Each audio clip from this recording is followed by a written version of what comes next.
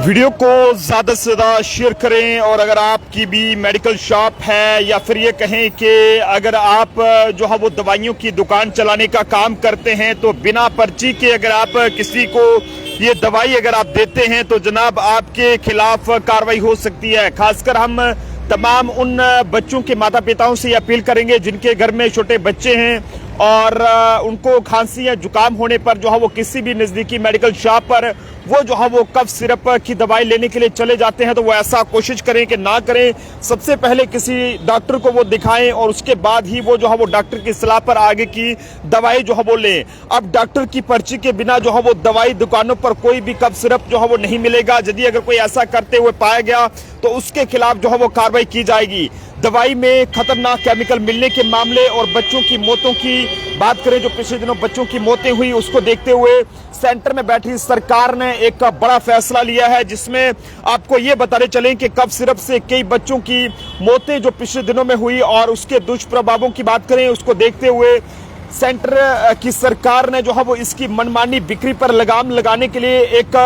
बड़ा और कड़ा जो है वो कदम यहाँ पर उठाया है। अब जो है वो अधिकांश जो कफ सिरप हैं वो डॉक्टर की पर्ची के बिना मेडिकल दुकानों पर जो है वो नहीं बेचे जा सकेंगे। अगर कोई भी मेडिकल शॉप वाला ऐसा करता है तो उसके खिलाफ कार्रवाई भी हो सकती है। उन्हें हर प्रिस्क्रिप्शन का रिकॉर्ड जो है वो रखना होगा। साथ ही कफ सिरप व इसका गुणवत्ता जो है वो जांच के कड़े नियमों का पालन भी जो है वो करना होगा। सरकार की इसमें ये कहें कि जो कमेटी है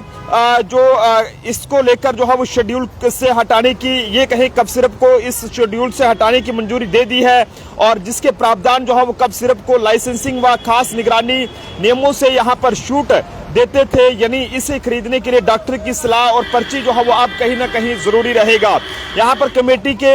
मुताबिक अगर बात करें तो उनका ये कहना है कि प्रस्ताव जो है वो इसके लिए लाया गया है क्योंकि पिछले 3 सालों में भारत से जो है वो इम्पोर्ट कई जो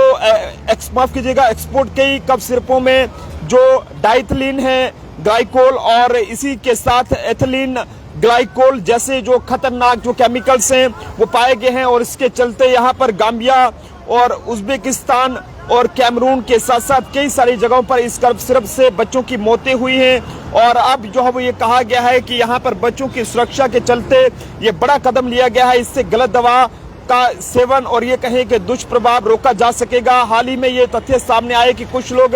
कफ सिरप का जो है वो नशे के लिए भी इस्तेमाल कर रहे हैं और वहीं कई माता पिता बिना डॉक्टर से पूछे जो है बच्चों को ये सिरप जो है वो दे रहे हैं, जिससे ये कफ सिरप जो है वो बच्चों की सेहत पर भी असर डाल रहा है। हालांकि जब आप डॉक्टर के पास जाते हैं तो डॉक्टर आपको एक जेनेरिक दवाई लिखते हैं और एक स्टैंडर्ड की जो दवाई रहती है वही लिखते हैं, लेकिन कुछ ऐसे लोग हैं जो कि अपने मुनाफे के लिए इस तरह की दवाइयां जो है बेचते हैं जो कि आपकी सेहत के लिए भी बहुत ही ज्यादा खतरनाक हो सकती है। तो जम्मू कश्मीर के साथ साथ अगर आप देश के किसी भी कोने से इस समय इस वीडियो को देख रहे हैं तो जरूर शेयर करें। फिलहाल सेंटर की सरकार ने यह बड़ा फैसला लिया है कि कोई भी अब